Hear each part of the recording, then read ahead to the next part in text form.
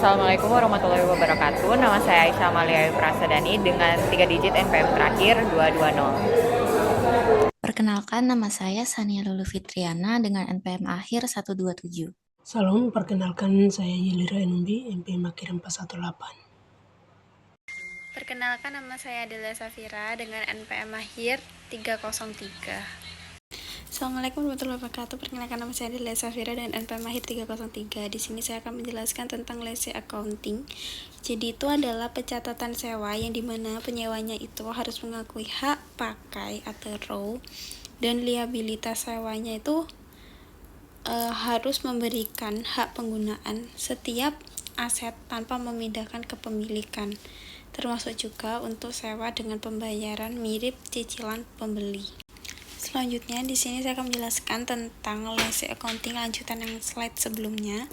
Ini tuh menjelaskan tentang menurut IFRS 16 itu mewajibkan untuk semua sewa diakui sebagai aset dan liabilitas kecuali untuk sewa yang jangkanya itu pendek, yang kurang dari 12 bulan, atau aset bernilai rendah dari 5.000, agar laporan keuangan juga lebih transparan.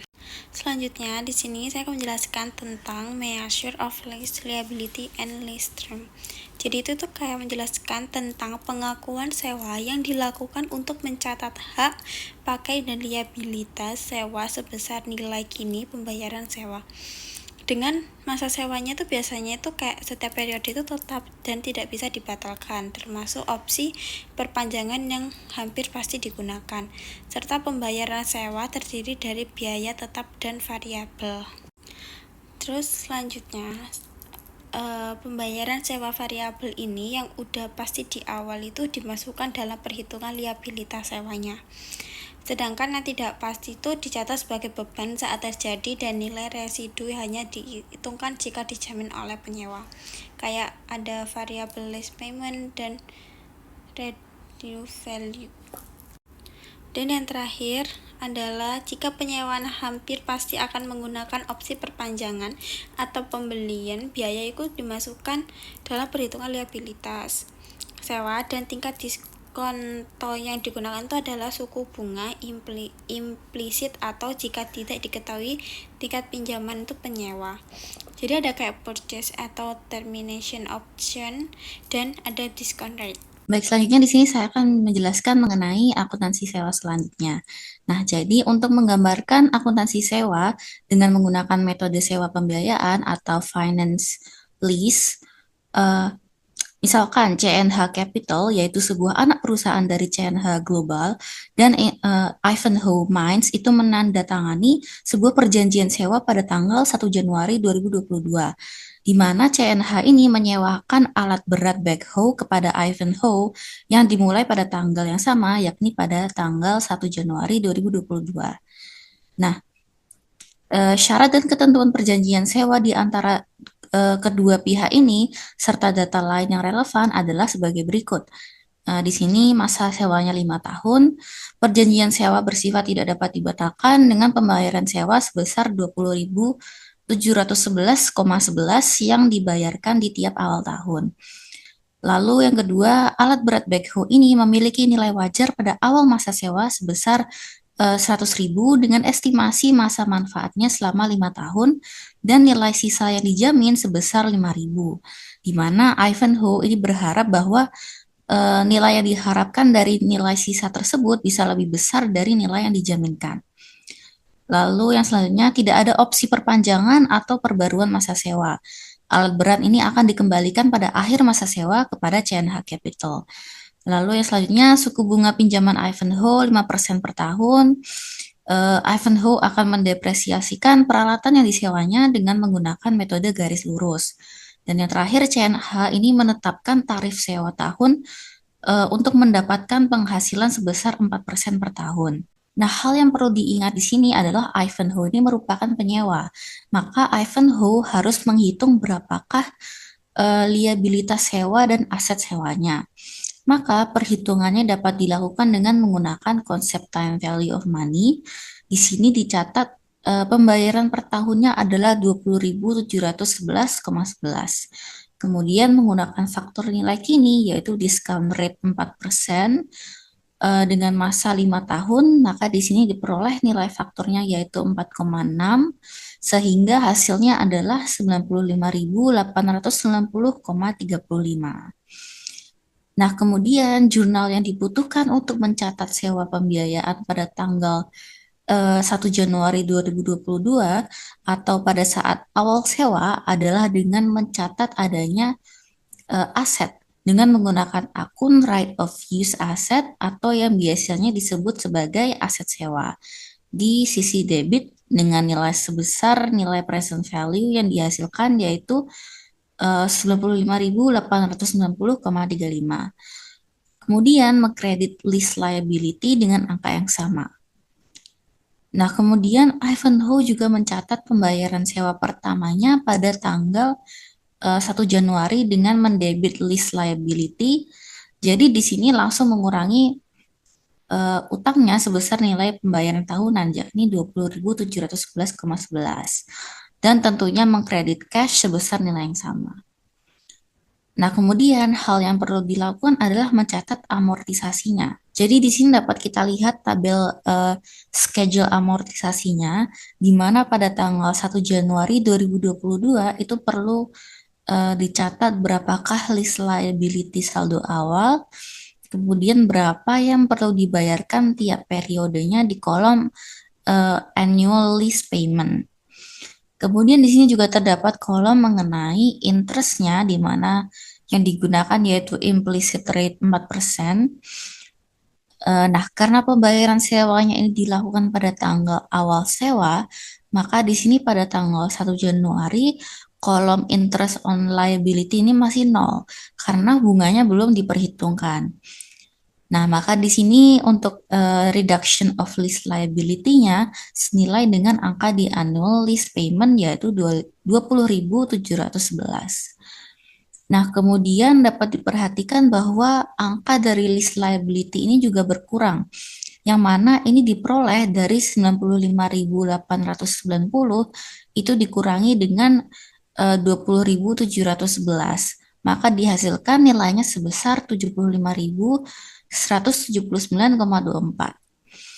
Nah, kemudian di tanggal 1 Januari 2023, yaitu pada tanggal pembayaran sewa yang kedua, akan dibayarkan angka yang sama, yaitu 20.711, lalu akan dikurangi dengan bunga sebesar 4%, yang mana nilainya di sini itu yang 3.007,17 itu diperoleh dari 4% dari saldo di atasnya atau dari tahun sebelumnya di kolom lease liability yang senilai 75.179,24. Nah, kemudian untuk kolom selanjutnya yaitu reduction of lease liability, angkanya itu diperoleh dari annual payment dikurangi interest-nya, yaitu hasilnya di sini adalah 17.703,94.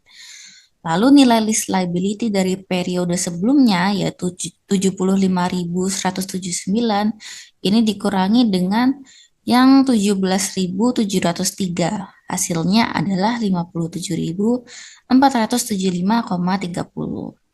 Nah, proses ini kemudian harus dilakukan seterusnya dengan langkah yang sama, sehingga jika kita perhatikan pada akhir periode sewa, lease liability-nya di sini adalah 0 atau dengan kata lain sudah tidak ada kewajiban lagi karena masa sewanya itu sudah berakhir.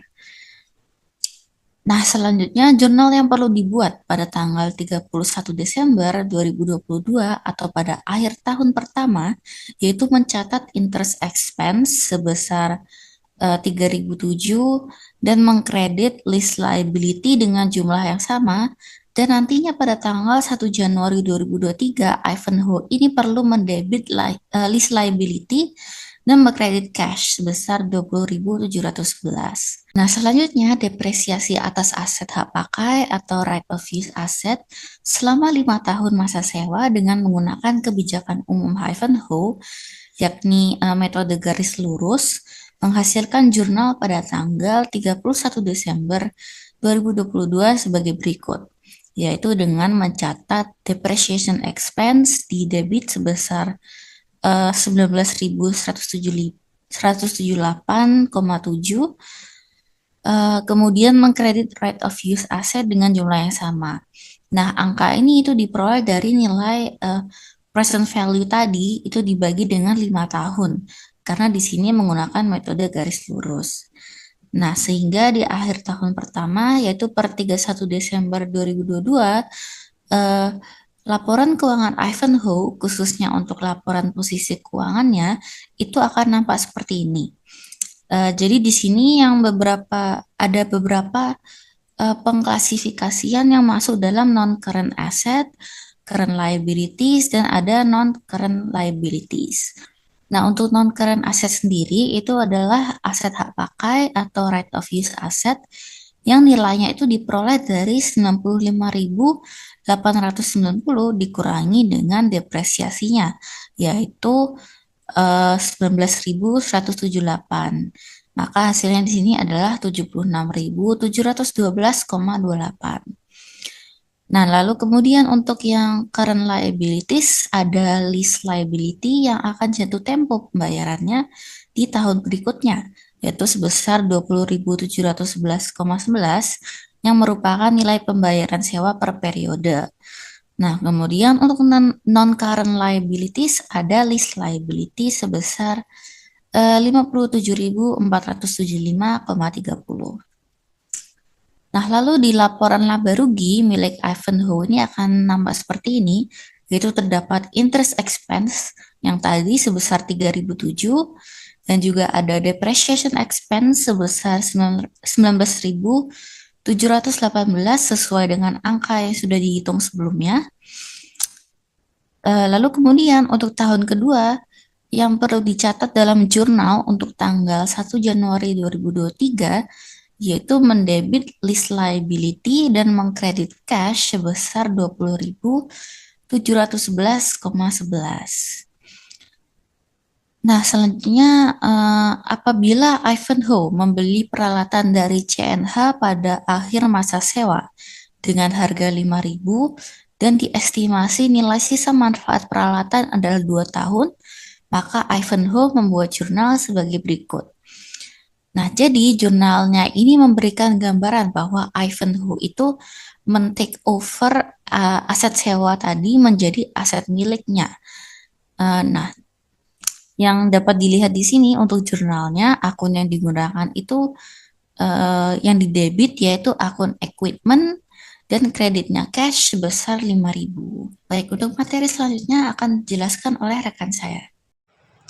Selanjutnya akuntansi lease contoh yang kedua itu untuk mengilustrasi situasi di mana nilai sisa yang diharapkan. Dan asumsikan dalam contoh CNH Ivanhoe sebelumnya bahwa kemungkinan besar nilai sisa akan menjadi 3.000, bukan menjadi sebesar 5.000. Jika Ivanhoe memperkirakan nilai sisa mungkin pada akhir masa sewa sebesar 3.000. Ivanhoe memasukkan 5.000 dikurangi 3.000 namanya 2.000 sebagai pembayaran sewa. Dan selanjutnya menunjukkan perhitungan kewajiban sewa atau aset hak pakai untuk Ivanhoe dalam situasi ini. Untuk perhitungan nilai kapital lease 4% dan 4% termasuk nilai residu yang dijamin. Nilai kini dari 5 pembayaran sewa tahunan sebesar 20.711 dikalikan faktor anuitas jatuh tempo 4,62990 menghasilkan 95.890. Selanjutnya itu nilai kini dari pembayaran nilai residu yang mungkin sebesar 2.000 yang akan dibayar 5 tahun setelah tanggal dimulainya sewa. Dikalikan faktor nilai kini 0,82193 menghasilkan 1.643. Yang totalnya itu kewajiban sewa atau aset hak guna menyewa adalah sebesar 97.534.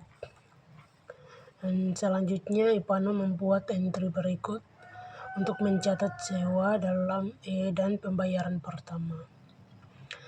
Untuk mencatat penggunaan awal, penggunaan awal, aset hak guna dan kewajiban lease sebesar 97.534. Dan pembayaran pertama lease sebesar 20 juta dan 20 juta 71.711,11 dicatat dengan mengurangi kewajiban lease dan mengeluarkan cash. Selanjutnya jadwal amortisasi sewa Ipano menggunakan dasar anuitas jatuh tempo, artinya pembayaran dilakukan di awal periode. Tanggal 1 Januari 2022 membayar pertama sebesar 20.711 dan dilakukan di awal periode, jadi tidak ada bunga. Dan seluruh jumlah ini langsung mengurangi kewajiban lease dari 97.534 menjadi 76.823. Dan selanjutnya tanggal 1 Januari 2023 di akhir tahun pertama bunga 4% dihitung atas saldo sebelumnya 76.823 dikali 4% ketemunya 3.072 dari pembayaran 20.711 sebesar 3.072 adalah bunga, sisanya 17.638 untuk mengurangi pokok lease. Setelah pembayaran saldo kewajiban jadi 59.184. Selanjutnya 1 Januari 2024 bunga 4% dari 59.184 sama dengan 2.367 dan pengurangan pokok 18.343 dan saldo baru 40.841. Selanjutnya 1 Januari 2025 bunga 1.633, pengurangan pokok 19.077 dan saldo kewajiban 21.763. Bunga terus menurun karena basis perhitungannya yaitu saldo kewajiban makin kecil. Selanjutnya tanggal 1 Januari 2026 bunga 870,55, pengurangan pokok 19.840 dan saldo kewajiban 1.923. Tahun terakhir sebelum nilai residu bunga hanya sedikit karena sisa kewajiban tinggal kecil. Selanjutnya tanggal 1 Januari 2027 pembayaran terakhir 2.000 adalah nilai residu yang dijamin. Setelah dibayar sewa lease lunas. Jadi pembayaran 2.000 di akhir tahun. Kelima merupakan nilai residu yang dijamin setelah itu kewajiban lease sudah selesai. Selanjutnya itu ada jurnal dan ada dua bagian, yang sebelahnya itu ada nilai sisa yang dijamin dan yang sebelahnya itu tidak ada nilai sisa yang dijamin. Jadi yang pertama itu kapitalisasi itu tanggal 1 Januari 2022 pada awal sewa perusahaan mengakui aset hak guna dan kewajiban aset sebesar nilai kini pembayaran sewa pada kasus GRV nilainya 97.534,21 lebih besar karena termasuk nilai sisa yang dijamin. Sedangkan tanpa GRV nilainya 95.890. Dan selanjutnya pembayaran pertama tanggal 1 Januari 2022. Pembayaran pertama langsung mengurangi kewajiban sewa sebesar 20.711,11 di kedua sisi. Dan selanjutnya penyesuaian akhir tahun bunga 31 Desember 2022. Pada akhir tahun bunga dihitung atas saldo kewajiban sewa. Untuk GRV bunga sebesar 3.072,92 sedangkan tanpa GRV sebesar 3.717. Selisih ini terjadi karena total kewajiban pada GRV lebih besar. Selanjutnya penyusutan aset hak guna 31 Desember 2022. Aset hak guna disututkan selama masa sewa yaitu 5 tahun. Nilai depresiasi untuk GRV adalah 19.556,84 sedangkan tanpa GRV 19.178,7.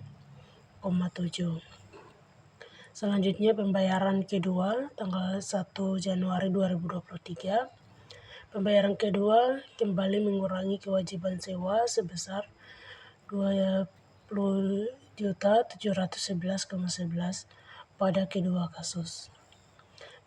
Selanjutnya pembayaran terakhir tanggal 1 Januari 2027. Itu hanya pada kasus GRV terdapat pembayaran akhir sebesar 2.000 sebagai nilai residu yang dijamin. Pada kasus tanpa GRV tidak ada pembayaran lagi. Selanjutnya itu residual value loss. Itu tanggal 1 Januari 2027 dalam kasus ini Ivano melaporkan kerugian sebesar 3.000 berdasarkan skenario pembayaran yang diharapkan. Ivano membuat entry berikut. Tanggal 1 Januari 2027 loss on lease itu 5.000 dikurangi 2.000 ketemunya 3.000 di sisi debit dan cash 3.000 di sisi kredit. Dan selanjutnya other day not expected payment scenario. Ivano make the following entry. Terus loss on lease 5.000 dikurangi 0 ketemunya 5.000 di sisi debit dan cash di sisi kredit 5.000. Dan selanjutnya itu opsi pembelian murah. Memungkinkan penyewa untuk membeli properti sewahan dengan harga di masa mendatang yang jauh lebih rendah daripada nilai wajar aset yang diharapkan di masa mendatang. Artinya harga tersebut sangat menguntungkan pada awal masa sewa sehingga melaksanakan opsi di masa mendatang tampak cukup pasti. Dan jika terdapat opsi beli murah, penyewa harus meningkatkan nilai kini pembayaran sewa dengan nilai kini harga opsi. Misalnya asumsikan memiliki opsi untuk membeli peralatan sewaan seharga 2.000 pada akhir masa sewa 5 tahun. Dan opsi beli murah mempengaruhi akuntansi sewa guna usaha dengan cara yang sama seperti nilai sisa terjamin dengan jumlah yang mungkin terutang. Dengan kata lain, nilai sisa terjamin atau lease diharapkan melakukan pembayaran tanpaan terkait dengan nilai sisa di akhir masa sewa. Oke, sekarang kita masuk ke example 3. Nah, jadi 2 contoh awal itu mengenai penyewa menggambarkan sewa dengan nilai residu yang dijamin. Untuk menggambarkan akuntansi penyewa ketika nilai residu itu tidak dijamin, misalkan Hathaway Disposal sebagai pemberi sewa dan Mark Spencer sebagai penyewa menandatangani perjanjian sewa tertanggal 1 Januari 2022. Nah, perjanjian sewa tersebut itu menyatakan bahwa Hathaway itu memberikan hak guna atas salah satu mesin pemadat kardus yang standarnya untuk digunakan di salah satu toko Marks and Spencer. Informasi yang relevan dengan sewa ini adalah yang pertama, masa sewanya itu 3 tahun, perjanjian sewa itu tidak dapat dibatalkan dan mewajibkan pembayaran sewa tahunan yang sama besarnya 17.620,08 euro pada awal setiap tahun masa sewa atau anuitas jatuh temponya. Terus yang kedua ada mesin pemadat tersebut itu memiliki harga perolehan dan nilai wajar sebesar 60.000 euro pada awal sewa dengan estimasi umur ekonomis 7 tahun, serta nilai residunya itu sebesar 12.000 euro yang tidak dijamin. Terus yang ketiga ada perjanjian sewa itu tidak memiliki opsi perpanjangan dan mesin tersebut itu akan dikembalikan kepada Hathaway pada akhir masa sewa. Dan yang terakhir itu ada tingkat bunga implisit dari lessor itu tidak diketahui oleh Marks and Spencer dan tingkat pinjaman incremental Marks and Spencer adalah 6%. Dalam perjanjian sewa ini, Marks and Spencer itu memiliki hak guna atas mesin pemadat tersebut itu selama 3 tahun dan akan mengembalikan aset tersebut itu kepada Hathaway pada akhir masa sewa. Dan Hathaway ini tetap menjadi pemilik mesin tersebut. Nilai kini pembayaran sewa bagi Marks and Spencer dalam kasus ini adalah 49.924,56 euro hasil dari 17.620,08 dikali 2,83339 dihasilkan tadi 49.924,56 euro. Dan perhatikan bahwa jumlah liabilitas sewa itu sebesar 49.924,56 itu tidak mencakup pembayaran apapun yang berkaitan dengan nilai residu yang tidak dijamin. Jadi Marks and Spencer itu akan membuat jurnal yang seperti berikut ini. Jadi seperti yang kalian lihat, jurnal entry pada 1 Januari 2022 itu, right of use asset atau hak guna, aset hak guna itu sebesar 49.924,56 di debit dan liabilitas sewanya itu juga dengan nominal yang sama, dan jurnal yang kedua itu liabilitas sewanya di debit itu 17.620 kewajiban sewa, ya lease liability kewajiban sewa itu 17.620,08 di debit dan kasnya 17.620,08 di kredit. Jadi kita masuk ke tabel amortisasinya. Nah, di sini pada 1 Januari 2022 itu lease liability-nya itu 49.924,56. Jadi itu nilai kini total kewajiban sewa yang diakui sebagai lease liability pada awal kontraknya.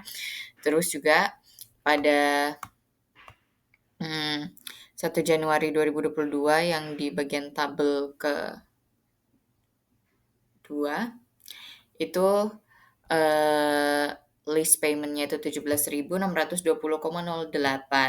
euro dengan 0 interest, dan reduction of liability-nya itu 17.620,08 di mana lease liability-nya itu jadinya 32.304,48, dan ini itu pembayaran pertama yang dilakukan segera sehingga seluruhnya itu mengurangi kewajiban atau tidak ada bunga. Oke. Terus habis itu di 1 Januari 2023 itu ada lease payment-nya tetap sama 17.620,8, tapi ada bunganya itu 1.938,27 euro. dan reduction of liability-nya sebesar 15.681,81 euro dan lease liability-nya itu 16.622. Jadi selama 1 tahun telah berlalu itu bunga 6% itu dihitung dari saldo kewajiban sebelumnya yaitu 32.304 dikali 6% dan sisa pembayaran itu digunakan untuk melunasi pokoknya. Terus 1 Januari 2024 itu lease payment-nya tetap sama dan bunganya itu 997,41 euro. Reduction of liability-nya 16.622,67 dan lease liability-nya itu 0. Jadi pembayaran terakhir itu mencakup bunga atas saldo 16.622,67 itu tadi kita kali 6% setelah dikurangi dan kewajiban itu akan menjadi 0 gitu. Oke, sekarang kita masuk ke jadwal amortisasi sewa di bagian penyewa. Nah, jadi kita di sini bisa lihat journal entry-nya ya. Pada 31 Desember 2022. Nah, itu ada beban bunga di debit sebesar 1.938,27 dan kewajiban sewanya atau lease liability-nya itu di kredit sebesar 1.938,27 dan kita juga menjurnal beban penyusutannya itu sebesar 16.641,52 euro di debit dan aset hak guna itu 16.641 di kredit. Nah, lanjut lagi ke jurnal entry yang kedua itu ada di 1 Januari 2023 di mana kewajiban sewanya itu sebesar 17.620,08 dan kasnya itu sebesar 17.000 itu di debit dan kasnya kewajiban sewanya di debit dan kasnya itu di kredit sebesar 17.620,08. Terus ada lagi di 31 Desember 2023 di mana beban bunganya itu sebesar 997,41 euro di debit dan kewajiban sewanya itu sebesar 997,41 di kredit. Terus kita juga menjurnal beban penyusutannya itu sebesar 16.641,52 euro di debit dan aset hak gunanya sebesar 16.641,52 di kredit. Ya. Lalu di 1 Januari 2024 ada di situ kewajiban sewanya. Kita merekord kewajiban sewanya di debit 17.620,08 dan kasnya sebesar 17.620,08 di kredit. Kewajiban sewa di debit, kasnya di kredit. Terus di 31 Desember 2024 kita itu menjurnal beban penyusutannya sebesar 16.641,52 di debit dan aset hak gunanya itu di kredit sebesar 16.641,52 gitu. Jadi ya beban bunga atas kewajibannya itu kan dibayar kewajiban sewanya itu tiap tahun, terus juga beban penyusutan atas aset hak gunanya juga dihitung dan pembayaran kas untuk sebenarnya list itu mengakui itu kayak beban bunga yang kita bayar yang dibayar si penyewa ini tiap tahun, beban penyusutan atas aset hak gunanya, terus juga pembayaran kasnya untuk melunasi itu kewajiban sewanya. Jadi makanya di akhir masa sewa itu tidak ada lagi kewajiban dan aset yang tersisa gitu.